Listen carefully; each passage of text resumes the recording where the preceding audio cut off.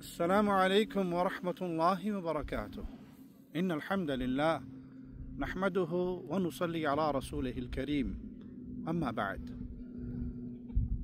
یہ سوال اکثر لوگ کرتے ہیں کہ اہل الحدیث جشن عید میلاد النبی کیوں نہیں مناتے؟ تو اس کا جواب یاد رکھیے، ہم رسول اللہ صلی اللہ علیہ وسلم کی ولادت کا جشن اس لیے نہیں مناتے کیونکہ ہمیں رسول اللہ صلی اللہ علیہ وسلم سے محبت ہے۔ ہم اللہ کے پیارے حبیب صلی اللہ علیہ وسلم سے اپنی جان سے بڑھ کر، اپنے مال سے بڑھ کر، اپنی آل اولاد سے بڑھ کر، اپنے والدین سے بڑھ کر اور دنیا کی پوری مخلوق سے بڑھ کر پیار کرتے ہیں۔ اور ہمارے پیار کی یہ دلیل ہے کہ ہم اللہ کے نبی صلی اللہ علیہ وسلم کی ولادت کا جشن نہیں مناتے، کیونکہ جو سچی محبت کرتا ہے وہ اللہ کے نبی صلی اللہ علیہ وسلم کی سنتوں پہ عمل کرتا ہے، آپ صلی اللہ علیہ وسلم کے دین میں اضافہ نہیں کرتا۔ میں اس بات سے اگر کوئی حیران ہو تو اسے سوال کرتا ہوں، کیا تمہیں کوئی شک ہے کہ کائنات میں رسول اللہ صلی اللہ علیہ وسلم سے سب سے بڑھ کر محبت ابو بکر صدیق رضی اللہ عنہ وارضاہ کو تھی، امیر عمر کو تھی، عثمان غنی کو تھی، حیدر کرار کو تھی، صحابہ کو تھی، صحابہ کے شاگرد تابعین کو تھی؟ کوئی اس میں شک کر سکتا ہے؟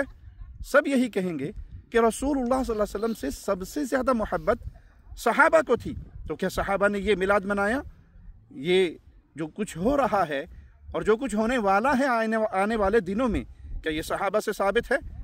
ہر عقل مند کہے گا، اگر وہ سچے دل سے انصاف کا فیصلہ کرتا ہے، کہ نبی صلی اللہ علیہ وسلم کے صحابہ نے یہ کام نہیں کیے، یہ تو بہت بعد کے بعد ملک مظفر نے اس کی ابتدا کی، شاہ اربل نے اس کی بنیاد رکھی۔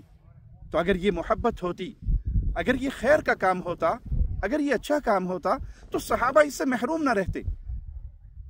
اگر کوئی یہ کہے جی یہ بہت خیر والا کام ہے، تو خیر تو اللہ کے نبی صلی اللہ علیہ وسلم کی زندگی میں اس دین اسلام کی صورت میں پوری ہو گئی، وہ خیر تھی، اسی لیے صحابہ اس خیر کو لے کر پوری دنیا میں پھیلے اور پوری دنیا کے اندر اس خیر کو پھیلایا۔ اگر یہ خیر والا کام ہوتا تو صحابہ کر کے دکھاتے۔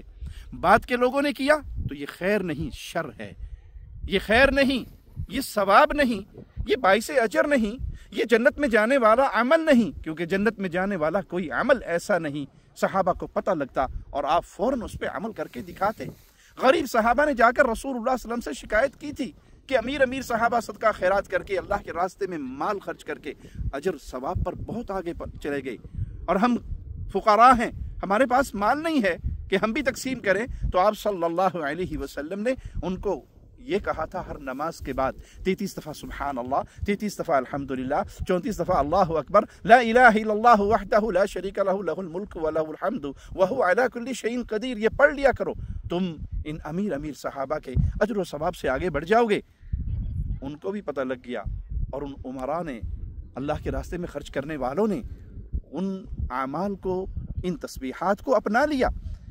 سیدنا علی رضی اللہ عنہ اور سیدہ کائنات خاتون جنت فاطمہ الزہراء رضی اللہ تعالی عنہ پیارے نبی صلی اللہ علیہ وسلم کے پاس آئی تھی، اور آ کے آپ سے ایک غلام اور ایک خادم کا ڈیمانڈ کی تھی، اپنے گھر کے کام کاج بتائے تھے۔